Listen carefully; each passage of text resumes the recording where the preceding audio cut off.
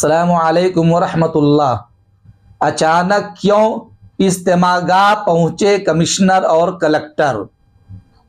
मुहतरम सामेईन व नाज़रीन, मैं हूँ MAD कासमी और आप देख रहे हैं ask MAD Qasmi YouTube channel. खबर का उन्वान, अचानक क्यों पहुँचे इज्तिमागाह कमिश्नर और कलेक्टर। सुनकर आप चौंक जाएंगे, हैरान होंगे और परेशान होंगे, लेकिन न चौंकना है, न हैरान होना है, न परेशान होना है, बल्कि खुशी और मुसर्रत का इजहार करना है।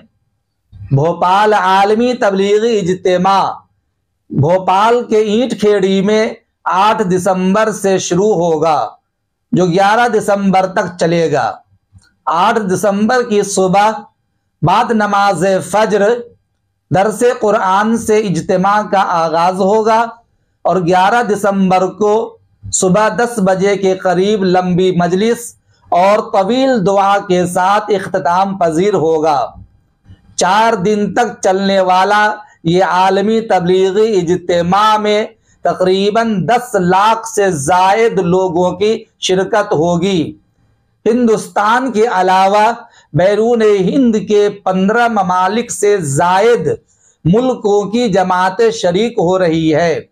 अजीज दोस्तों, मंगल के दिन कमिश्नर डॉक्टर पवन शर्मा और कलेक्टर आशीष सिंह इज्तिमागाह पहुंचकर इंतजामिया कमेटी से बातचीत की, उनके साथ एक मीटिंग की और इज्तिमागाह के इंतजामात का जायजा लिया। पुलिस कमिश्नर हरि नारायण चारी, IG अभय सिंह भी मौजूद थे। कमिश्नर डॉक्टर पवन शर्मा ने नगर निगम के कारकुनान और वर्करों को साफ सफाई, लाइट, पानी के मुकम्मल इंतजाम रखने के साथ फायर सेफ्टी पर खास तवज्जो देने का हुक्म जारी किया।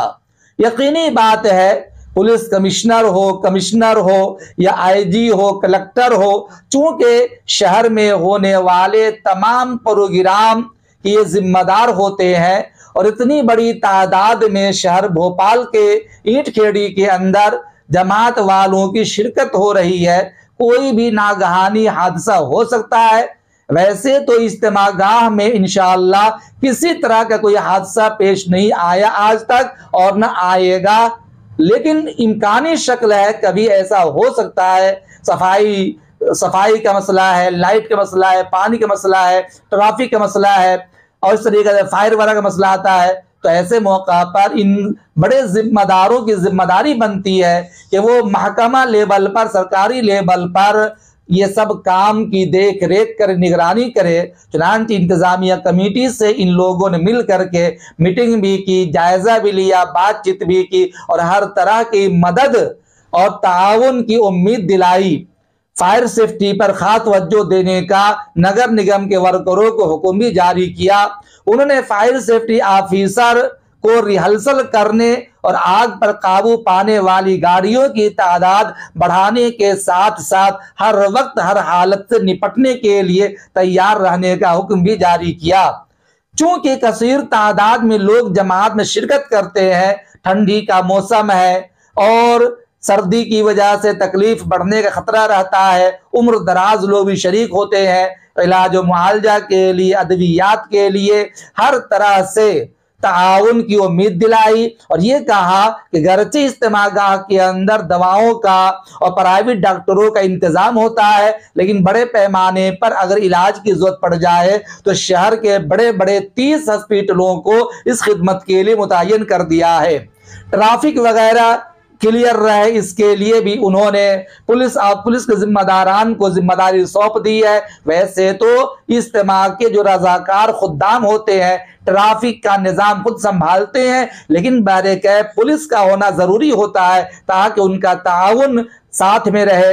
रास्ता वगैरह का रुख मुतय्यन करना है, लोकेशन देना है, सब के लिए उन्होंने उम्मीद दिलाई और इकबाल हफीज साहब से मिल करके बाज़ाब्ता मीटिंग की और उन्होंने खुद भी अल्लाह ताला से दुआएं की, इकबाल हफीज साहब से भी मुल्क की सलामती के लिए, राज्य की सलामती के लिए, हालात साजगार रहें इसके लिए दुआ की दरख्वास्त की और ये कहा कि हम सब के आपके साथ में है, हमें अपनों से दूर न समझें, बल्कि जब भी खिदमत की जरूरत पड़े हमें एक आवाज दें, हम आपकी आवाज पर लब्बैक कहने को तैयार हैं। पुलिस कमिश्नर ने भी उम्मीद दिलाई और कलेक्टर वगैरह ने भी साथ रहकर ये सारी बातचीत की है।